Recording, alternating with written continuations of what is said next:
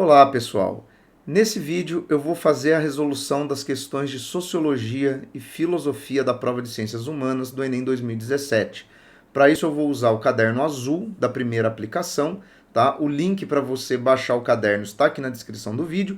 E se você quiser ver a resolução comentada das questões de História dessa mesma prova, também tem vídeo aqui no canal, o link para ele também está aqui na descrição e eu também vou deixar aqui no card, afixado no topo da tela. Fora isso, pessoal, eu vou pedir para você, se ainda não é inscrito, se inscrever aqui no canal, ativar as notificações para ficar sabendo quando novos vídeos entrarem no ar e deixar o seu like, porque assim o algoritmo entende que esse conteúdo é relevante e indica ele para um número maior de pessoas. Além disso, qualquer outra questão você pode deixar aí nos comentários que eu respondo assim que possível. Vamos pegar aqui a prova, só lembrando que a prova começa na questão 46, né, a prova de Ciências Humanas, e a primeira questão de Filosofia vem já na questão de número 48. E está lá um texto, né, dizendo o seguinte: a moralidade, Bentham exortava, não é uma questão de agradar a Deus, muito menos de fidelidade a regras abstratas.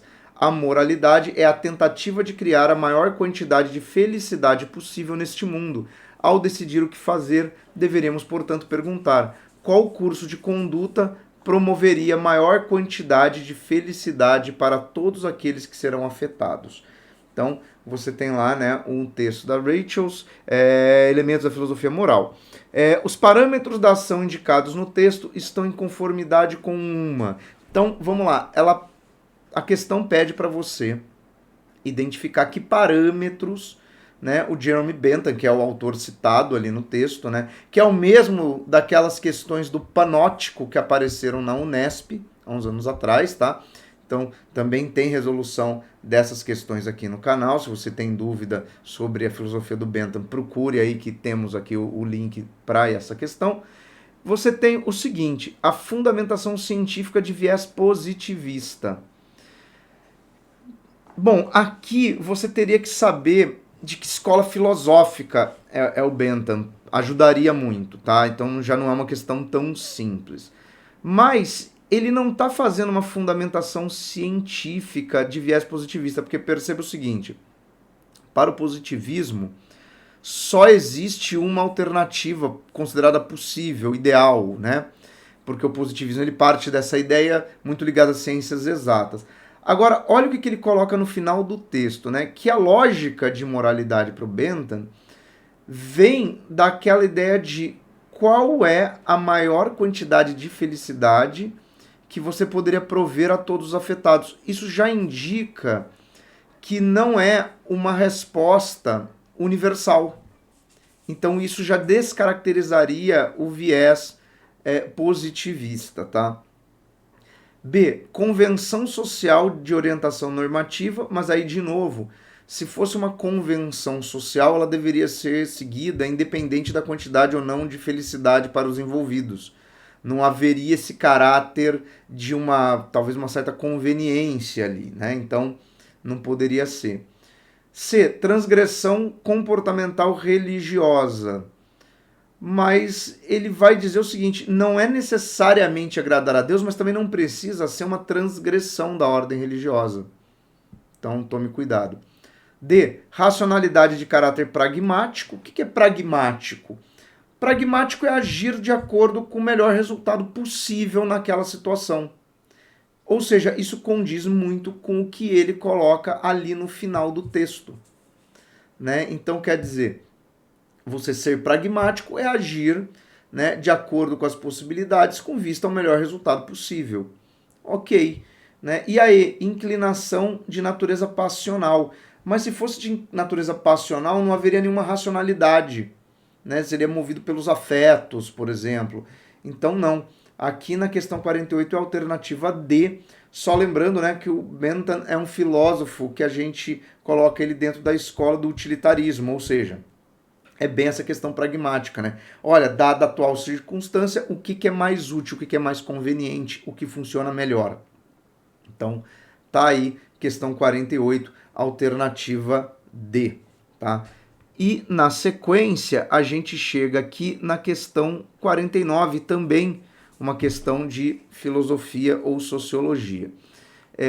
Fala-se muito nos dias de hoje de direitos do homem. Pois bem, foi no século XVIII, em 1789 precisamente, que uma Assembleia Constituinte produziu e proclamou em Paris a Declaração dos Direitos do Homem e do Cidadão. Essa declaração se impôs como necessária para um grupo de revolucionários por ter sido preparada por uma mudança no plano das ideias da mentalidade, o iluminismo. Então tá lá. Correlacionando temporalidades históricas, o texto apresenta uma concepção de pensamento que tem como uma de suas bases a. Então, ele vai fazer aqui uma correlação, essa questão poderia estar na parte também de história, né? Declaração dos Direitos do Homem e do Cidadão da Revolução Francesa, que parte daquela visão liberal, né, a visão iluminista da igualdade jurídica, contrastando com o que havia antes, que era o absolutismo monárquico francês. Então, tinha como uma de suas bases a modernização da educação escolar. Não é isso que ela propõe fazer, né? Não é simplesmente isso, né? Atuação na disciplina moral cristã, também não, porque não é um conjunto de regras direcionado apenas ao entendimento sobre a moral cristã, não é esse o foco, né?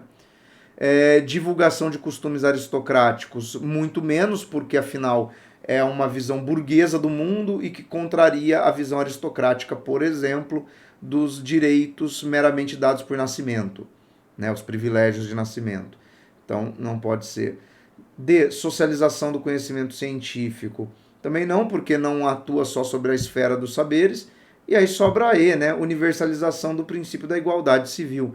Sim, né? A ideia de você tratar todos juridicamente como iguais. Isso está logo no início, né, da Declaração dos Direitos do Homem e do Cidadão. Então, aqui na questão 49, a alternativa correta era a alternativa E. E aqui na sequência a gente vai ter que descer até a questão de número 58, né? Então, vamos aqui, ó. Já vou pedir desculpa se vocês estão ouvindo um rosnado, é porque eu estou gravando esse vídeo com um cachorro, né? Aqui dentro do meu escritório por um problema técnico aqui em casa. Muitos países se caracterizaram por terem populações multiétnicas. Com frequência, evoluíram deste modo ao longo dos séculos. Outras sociedades se tornaram multiétnicas mais rapidamente, como resultado de políticas incentivando a migração ou por conta de legados coloniais e imperiais. Tá. Do ponto de vista do funcionamento das democracias contemporâneas, o modelo de sociedade descrito demanda simultaneamente. Então vamos lá.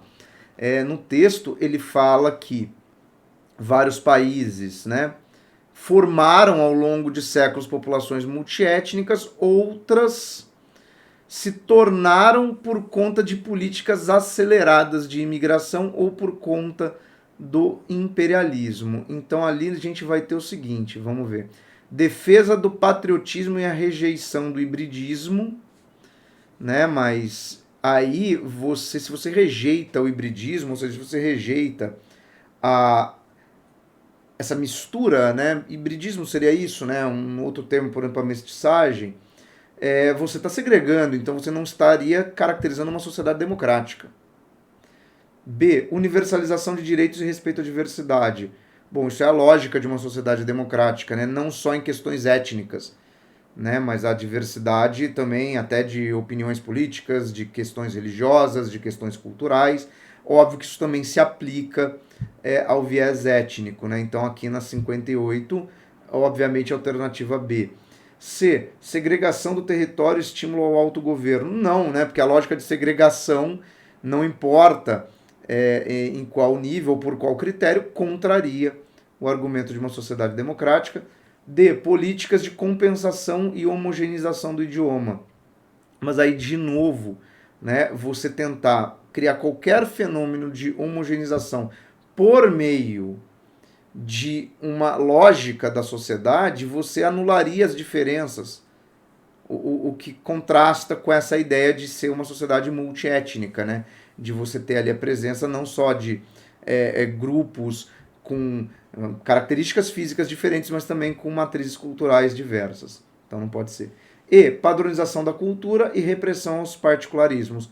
Não, de novo, porque aí você vai contra toda a lógica desse conceito de várias etnias convivendo no mesmo estado, né?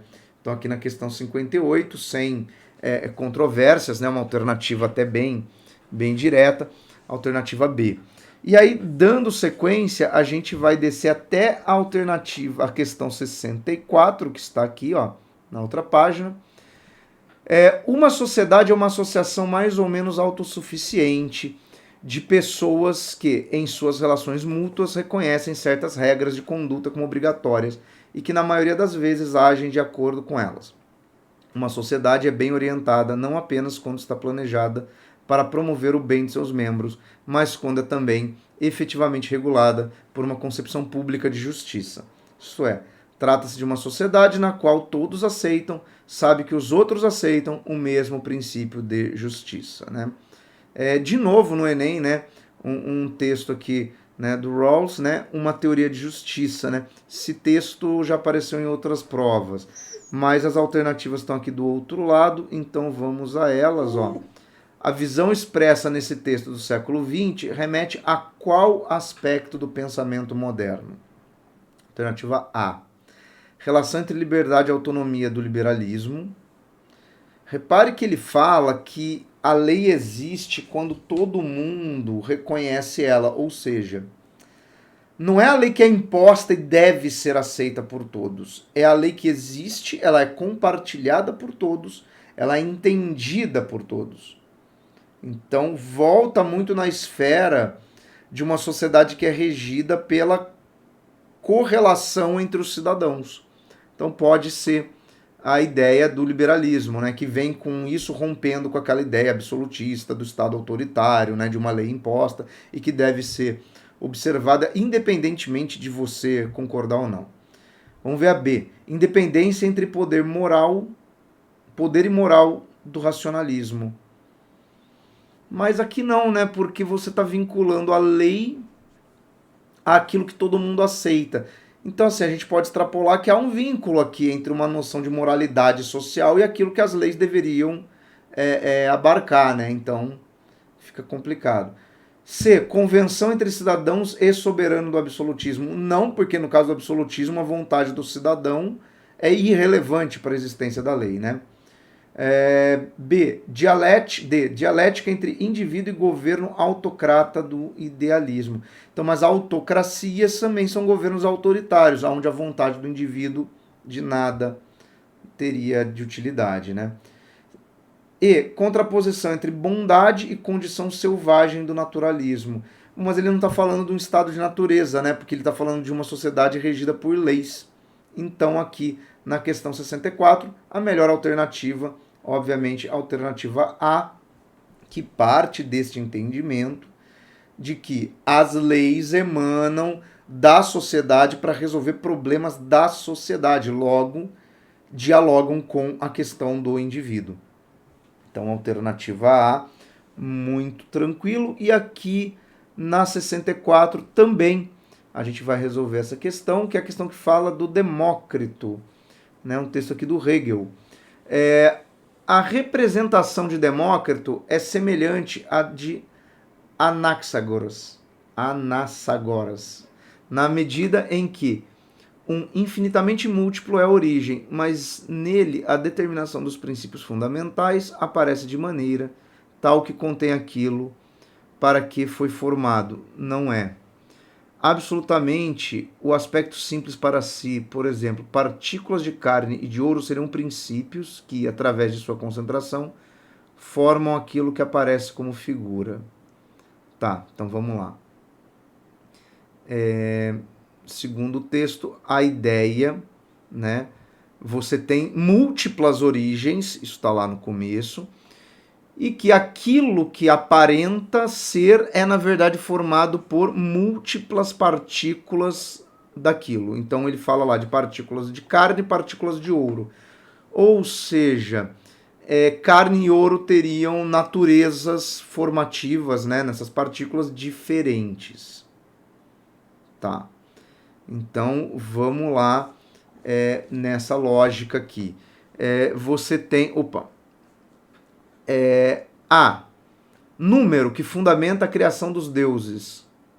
Bom, mas ele não está falando que lá no início você tem uma questão matemática, né? Não é disso que eles estão falando, né? Eles estão aqui analisando a questão da estrutura, né, formativa dos materiais, né? O devir, que simboliza constante movimento dos objetos. Mas aí seria uma coisa fluida, né? Não seria uma coisa estática, então não poderia ter uma partícula original, as coisas estariam em constante mudança, né? Água, que expressa a causa material da origem do universo. Mas repara que ele não está falando que todas as coisas são formadas do mesmo princípio, né? Porque para você marcar a alternativa ser água, você teria que partir do princípio que tanto o ouro como a carne são feitos de água, né? Tem na água a sua essência, então não pode ser. Imobilidade, que sustenta a existência do ser atemporal. Só que ser atemporal seria uma menção, por exemplo, a uma divindade, né? E de novo, não é isso que Demócrito está tentando compreender. Ele não está tentando entender a formação, a origem da metafísica. Ele está tentando entender aquilo que compõe, né, a essência das coisas, né? Então, sobra lá a alternativa E, o átomo, né, que explica o surgimento dos entes. O que é o átomo, né, para o Demócrito? É essa partícula, né, mínima que compõe todas as coisas, né? Ou seja, né, partículas de carne e ouro seriam princípios, né? Se você reduzir todos eles até aquilo, você vai encontrar isso que seria o átomo, que obviamente que para ele é uma questão conceitual, né? Não é algo que ele poderia, por exemplo, comprovar, né? Como você faz hoje na física de materiais e partículas e tal. Questão 66 fala de Sócrates aqui, ó. Uma conversação de tal natureza transforma o ouvinte. O contato de Sócrates paralisa e embaraça, leva a refletir sobre si mesmo, imprimir atenção a uma direção em comum. Temperamentais como Alcibíades sabem que encontrarão junto dele todo o bem que são capazes, mas fogem porque receiam essa influência poderosa que os leva a se censurarem. É sobretudo a esses jovens, muito quase crianças, que ele tenta imprimir sua orientação. Bom, então aqui ele está falando dos diálogos socráticos, né? Opa. E aí só pensando no seguinte, né? O Sócrates, ele por meio do diálogo, ele estabelece ali uma série de questionamentos que levaria à reflexão do ouvinte, né? Do seu interlocutor, e por meio desse jogo de perguntas e argumentos, ele construiria ali um conhecimento. Então, do que nós estamos falando aqui, né? Pessoal, o conceito socrático se baseia nessa ideia de contraposição de ideias, logo, é um método dialético, né? Inclusive por isso, né, que você depois vai ter na ideia, por exemplo, da dialética de Hegel, né, da dialética da luta de classes de Marx, essa ideia, né, de que são pontos de vista, né, que são argumentações, são princípios diferentes em oposição, né, em choque. Óbvio que difere a forma como isso vai ser interpretado, né? Por exemplo, o Sócrates considerava que a partir desse embate de ideias contraditórias você construiria um conhecimento. Por exemplo, para o Marx na luta de classe, a dialética não leva a uma síntese, né? Mas ela explica uma dinâmica de embate. Então, olha lá, teria que ser a alternativa B, por que não pode ser a A? Contemplação da tradição mítica, mas mítica aí remeteria, por exemplo, à questão das religiosidades, das explicações sobrenaturais, não é isso, né? C, relativização do saber verdadeiro, mas Sócrates entendia que a filosofia era a busca por um conhecimento verdadeiro, ou seja, por aquilo que fosse correto, né, e verdadeiro por si só. De valorização da argumentação retórica, só que a argumentação retórica era valorizada pelos sofistas, que não estavam preocupados com a busca da verdade, estavam preocupados em ganhar o argumento, mesmo que para isso partissem de premissas equivocadas, né? e investigação dos fundamentos da natureza. Também não é isso, né? Porque, por exemplo, Sócrates não faz isso em busca do entendimento, por exemplo, da essência das coisas, né? Como era típico dos pré-socráticos, como Demócrito, né? Que aparece na questão anterior. Então, aqui na questão de número, essa é 66, né? Seria a alternativa B. E como temos aqui uma grande sequência de questões de filosofia, já na outra página, em sociologia, a gente tem aqui já a questão 67, que é uma questão sobre Tribunal Constitucional, né? Olha lá. A grande maioria dos países ocidentais democráticos adotou o Tribunal Constitucional como mecanismo de controle dos demais poderes. A inclusão dos tribunais no cenário político implicou alterações no cálculo para a implementação de políticas públicas. O governo, além de negociar seu plano político com o parlamento, teve que se preocupar em não infringir a Constituição.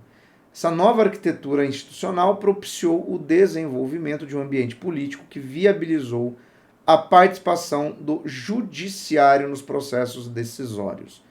Interessante essa questão, né? Ainda mais no contexto atual em que a gente está no Brasil, em que muito se fala, por exemplo, da judicialização de tudo, né? Tem gente que acusa os tribunais de ativismo político e coisas do gênero. Mas o que acontece, né? Inclusive é isso que explica aqui a resposta da questão.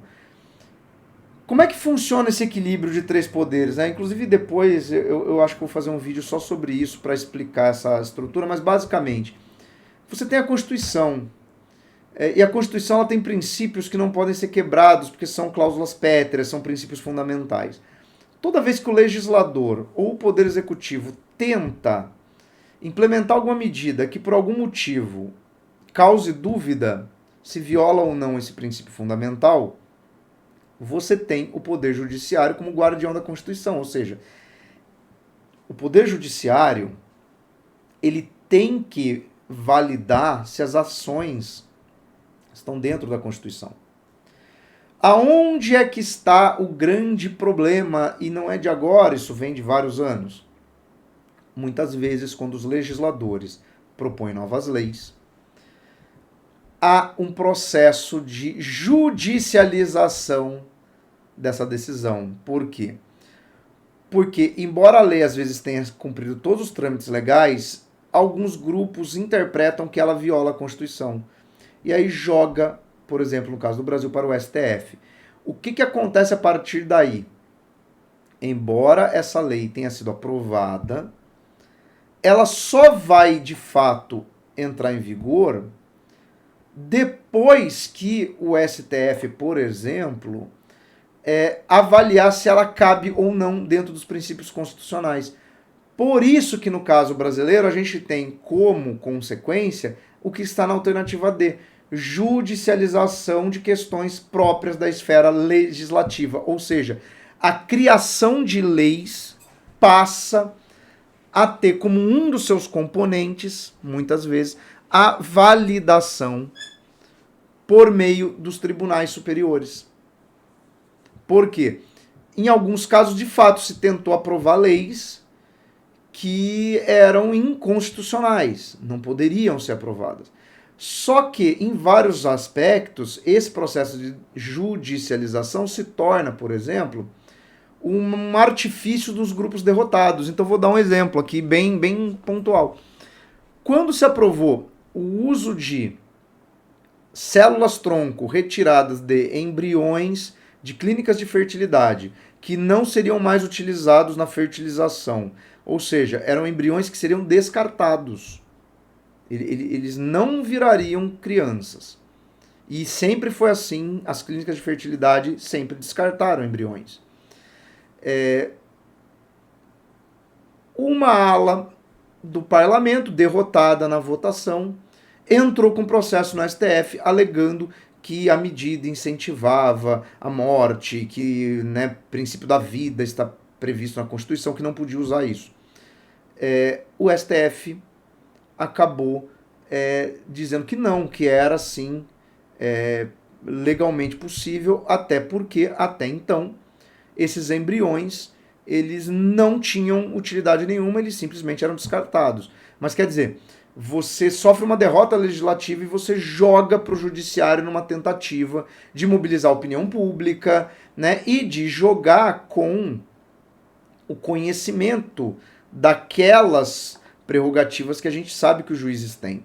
Então, por exemplo, isso tem acontecido no Brasil, isso tem acontecido nos Estados Unidos, né? Essa ideia de nomear, por exemplo, juízes conservadores, já sabendo que por ter um viés conservador, por ter um viés religioso, esse juiz vai barrar certas medidas do poder legislativo, não exatamente por serem inconstitucionais, mas porque a visão de mundo dele interpreta como inconstitucional. Então aqui na questão 67, a alternativa D. Só para ver as outras, né? A adoção de eleições para alta magistratura, não, porque os juízes do STF no Brasil eles são indicados por nomeação presidencial e validados pelo Senado. Né? E em toda a história republicana do Brasil, só um indicado por um presidente da República não foi nomeado. Tá? Isso foi lá na República Velha. Né? B, diminuição das tensões entre os entes federativos, não, isso fez escalar essa tensão, né? A gente vê isso hoje. Óbvio que essa tensão também é muito de conveniência, né? Porque é engraçado, né? As pessoas odeiam as decisões do STF quando elas não condizem com o que elas querem.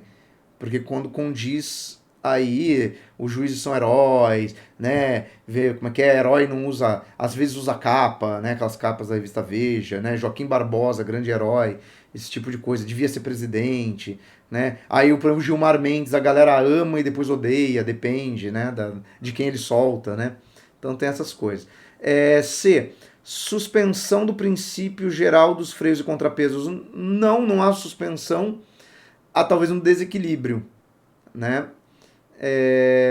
E aí, profissionalização do quadro de funcionários da justiça. Bom, mas eles já são profissionais, né? Eles são agentes do direito, né? Existem prerrogativas técnicas para você ser um membro do Poder Judiciário. Então, aqui na 67, né, alternativa D. E na sequência, a gente vai ter que descer lá para as últimas questões, que estão lá a 84, 85... Opa, está aqui do outro lado da página. Então, olha lá, 84. O conceito de democracia no pensamento de Habermas é construído a partir de uma dimensão procedimental calcada no discurso e na deliberação. A legitimidade democrática exige que o processo de tomada de decisões políticas ocorra a partir de uma ampla discussão pública, para somente então decidir assim o caráter deliberativo sendo assim o caráter deliberativo corresponde a um processo coletivo de ponderação e análise, permeado pelo discurso que antecede a decisão. Tá? Então, você vai ter ali a ideia da democracia como deliberação após um processo coletivo, né, de discussão e análise. Então, vamos lá. O conceito de democracia proposto por Habermas pode favorecer processos de inclusão social. De acordo com o texto, é uma condição para que isso aconteça. Então, vamos lá. A participação direta periódica do cidadão. Só que aqui a gente está lidando com o conceito de democracia direta, né? Que não necessariamente. Olha só. Ele aqui está falando da discussão pública, né? Debate livre e racional entre cidadãos e Estado. Pode ser também. Interlocução entre os poderes governamentais.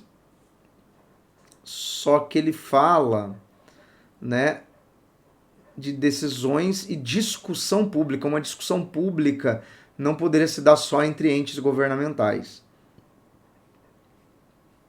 Eleição de lideranças políticas com mandatos temporários. Isso também não é necessariamente a regra que ele está colocando, porque eu posso ter lideranças eleitas para mandatos temporários que não façam, né, essa discussão pública.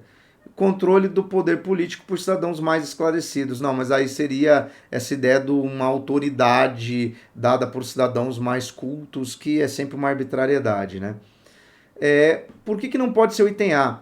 Porque a participação direta do cidadão pressupõe que é o cidadão que vai compor, por exemplo, a Assembleia. Né? Isso seria um pouco a democracia ateniense, ou aquelas tentativas de democracia em que tudo é submetido a referendos e plebiscitos. Né? Não é exatamente isso. Agora, o debate livre e racional entre cidadãos e Estado parece algo mais abrangente, né? É algo mais próprio, né, do modelo democrático contemporâneo. Né? Então, aqui na 84, alternativa B, embora eu entenda que essa questão aqui deve ter dado bastante nó na cabeça das pessoas, né? Muita gente deve ter marcado a, inclusive, e nem lido as outras alternativas, né? Tome cuidado com isso, que é bem comum, né? O pessoal fazer ali a primeira alternativa e já, dá, e vai embora, né? E aí a gente tem aqui a 85, que é uma questão que menciona Kant, né? A metafísica dos costumes, que vai falar o seguinte, ó, uma pessoa se vê forçada pela necessidade a pedir dinheiro emprestado. Sabe muito bem que não poderá pagar, mas vê também que não lhe emprestarão nada se não prometer firmemente pagar no prazo determinado.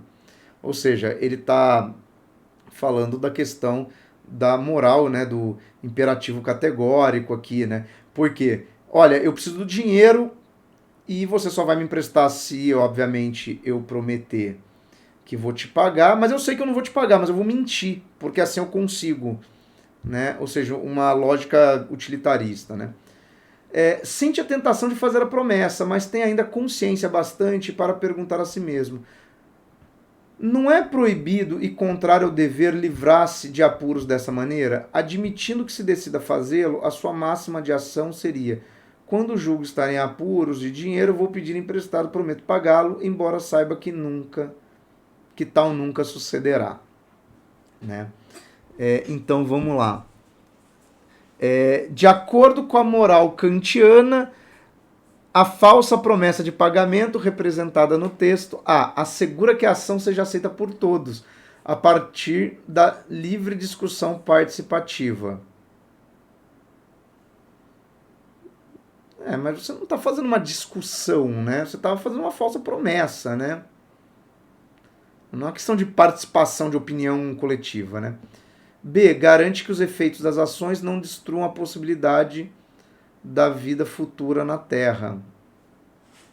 Nossa, que pesado, né? Mas os efeitos dessas ações podem dificultar a sua vida, né? Por quê? Porque você vai passar por um mentiroso, ninguém mais vai confiar em você, e aí quebram-se as relações baseadas em confiança mútua, né? C. Opõe-se ao princípio de que toda ação do homem possa valer como norma universal. Aí é o princípio do imperativo categórico, né? O que é o imperativo categórico de Kant? Você tomar como prática aquilo que você quer como regra para os outros. E aí vamos pensar, você ia querer emprestar dinheiro para alguém que mentisse sobre a possibilidade de pagar o empréstimo? Já de antemão o cara sabe que não vai poder pagar e ele mente para você. Não. Então qual é a lógica? A lógica é agir da forma que você espera que os outros também procedam. Então se opõe a esse princípio, a alternativa C é alternativa interessante, boa alternativa. Mas vamos ver as outras. D. Materializa-se no entendimento de que os fins da ação humana podem justificar os meios. Não, porque aí seria uma visão utilitária, né? E isso aqui seria muito próximo de uma visão maquiavélica, né? Mas não é o que o Kant vai propor. E permite que a ação individual produza a mais ampla felicidade para as pessoas envolvidas. Não sei se o cara que te emprestou dinheiro e vai ficar sem receber, se ele ficaria muito feliz, né? Então não faz muito sentido. E para você ficar feliz com a sua nota do Enem, você teria que ter marcado ali a alternativa C. E aqui, ó, do outro lado da página, nós temos a última questão dessa resolução, né, que é a questão de número... Opa, está aqui do outro lado, na outra página, 88, que tem um longo texto, né, de Aristóteles. Se, pois, para as coisas que fazemos existe um fim, que desejamos por ele mesmo, e tudo o mais é desejado no interesse desse fim. Evidentemente, tal fim será o bem, ou antes, o sumo bem, mas não terá o conhecimento, porventura, grande influência sobre essa vida? Se assim é, esforcemos por determinar ainda que, em linhas gerais, apenas o que seja ele e do qual das ciências e faculdades constrói o objeto. Ninguém duvidará de que o seu estudo pertença à arte mais prestigiosa e que mais verdadeiramente se pode chamar de arte mestra. Ora, a política mostra ser dessa natureza, pois é ela que determina quais as ciências que devem ser estudadas no Estado, quais são as que cada cidadão deve aprender e até que ponto, e vemos até as faculdades tidas de maior apreço como estratégia, a economia, a retórica são sujeitas a ela. Então vamos lá, o Aristóteles está colocando a política, né, como o grande norteador, né, da filosofia do conhecimento. Cadê aqui? Ora, como a política utiliza as demais ciências e, por outro lado, legisla sobre o que devemos ou não devemos fazer, a finalidade dessa ciência deve abranger as das outras, de modo que essa finalidade será o bem humano. Então, né, ele está falando da ideia de você estabelecer ali pela política o bem, né, e o bem ser o norteador desse pensamento. Para Aristóteles, a relação entre o sumo bem e a organização da polis pressupõe que o bem dos indivíduos consiste em cada um perseguir seus interesses. Mas se cada indivíduo perseguir os seus interesses, esses diversos interesses podem despertar conflitos entre os cidadãos. Né? Não visariam necessariamente o bem comum, mas o bem individual. O sumo bem é dado pela fé de que os deuses são os portadores da verdade. Mas no texto o Aristóteles diz que o supremo bem poderia ser construído através da política, né? Ele não menciona a questão religiosa. C. A política é a ciência que precede todas as demais na organização da cidade. Bom, isso aqui volta no que o próprio Aristóteles coloca nesse longo texto, né? Que a política é a ciência que acaba, né, delimitando todas as outras, né, e dando sentido. D. A educação visa formar a consciência de cada pessoa para agir corretamente. Alguém poderia considerar aqui, mas vamos ver o seguinte, ó. Ele fala da educação aqui, ó. Mas ele coloca que é a política que determina quais ciências devem ser estudadas. Ou seja, para ele a política é a norteadora das coisas, né? Então, na verdade, não é a consciência do indivíduo, é aquilo que é construído politicamente. Mas esse item D aqui pode gerar bastante controvérsia mesmo, né? E a democracia protege as atividades políticas necessárias para o bem comum. Bom, ele não menciona o modelo de governo, né? Mas a alternativa C é a que melhor dialoga com o texto do Aristóteles, embora essa alternativa D aqui, né, possa ser interpretada, mas não dialoga necessariamente com o texto, né? Então aqui a questão 88, que é a última dessa resolução, a alternativa correta seria a alternativa C, tá? E pessoal, encerrando aqui o vídeo, eu vou deixar aqui do lado, né, o link para as playlists, tanto de resolução do Enem, como de vários vestibulares, né? E além disso, o botãozinho aqui para você se inscrever no canal. Fora isso, né, deixa o seu like e até o próximo vídeo.